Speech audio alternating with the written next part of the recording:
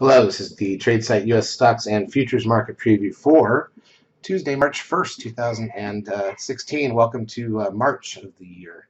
Here's a look at the ES front month futures contract daily chart. A little down day for the session, although most of that move was to the downside was late in the session. You'll see that when we go through the intraday action. Here's a look at crude oil, gained a buck 12 to $33.90. That I believe is the highest close. Yeah, I think it's pretty much the highest close of the year, right where we closed at the end of December. Still pretty low, obviously. Uh, Here's a look at gold. Now, we are close to forming a 13 sell signal on gold on the daily chart here. Just another inch up would probably do it for tomorrow, so we'll see what happens. S&P cash index right here lost 15.82. Again, that's not a huge move down, and we did start about flat for the session. NDX lost 34.50. SOX lost only 2 points, not much going on there. Biotechs, however, we're down 73.30, and again, that's a little more concerning. As go banks and biotech, so goes the market, is the general rule. Here's a look at the VIX, up 74 cents to 20.55, back above 20. The TRIN, 1.37, a pretty high close. That's bringing that 10-day moving average back up to 116, so there's no sell signal there. NASDAQ volume right at the close was 1.6 billion shares. They printed a bunch after the close for end of month, so it shows 1.78, but really it was 1.6 billion for the session, which was light. Advanced decline ratio on the NASDAQ was negative 256. On the New York, despite the fact that the indices are down, actually positive 152.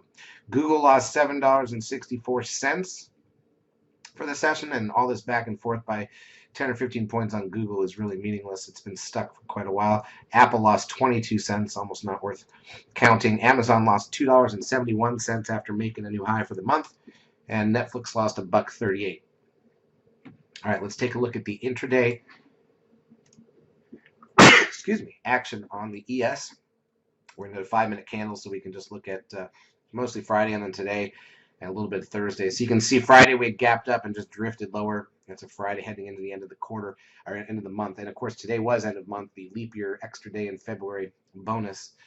So we opened basically flat. The first hour and a half was almost, just impossible. Then we finally moved up, and then heading into lunch, topped out right there, and then started to roll over a bit, drifted back down to where we started by the end of lunch. And then after lunch, we picked up a little speed. Now, usually for the end of month, you don't go far, and I wouldn't say we did. The S&P down 15 is not a big deal. But, if you're getting a little bit of bias here late in the day on the last day of the month, a lot of times what that means is, like in this case, because we sold off, there's really some selling pressure out there. They just haven't been able to do it because they were waiting for statements to print. So this may be a premonition of what's coming tomorrow and beyond. NASDAQ futures look about the same, obviously. All right, so what's the data for the next couple of days, or let's just focus on Tuesday here. Nothing before the bell. We've got ISM index and construction spending 30 minutes into the market. That can move things around a bit. It's the first day of a new month, so they can get things moving. Auto and truck sales in the afternoon at 2 p.m. Eastern time, and then there's still a lot of data coming later this week, including trade balance and the unemployment rate on Friday. So a lot to look forward to. Should be a decent, hopefully, trading couple of days. The key here is obviously going to be to watch volume. We want to see volume pick up in the first 30 in an hour, better than what it's been the most of the last 6 days or so. We've had some light volume all of a sudden, even though the rest of the year was great. So we'll see what happens there. That's the important thing to keep an eye on. If the volume does not pick up, don't overtrade. Don't get yourself into a situation where you're trying to force things. But hopefully it does now that we've got a new month going on. Just to kind of look at the roadmap for the month ahead. So we've got 4 days here this week. A lot of people heading into spring breaks, obviously, at this point in time. So the next month or so, there could be, that sometimes contributes to the lighter volume. But spring breaks around the country now are so spread out, it's not everybody at once. We do have Easter late this month on the 27th, which means that Friday the 25th, the markets are closed for Good Friday.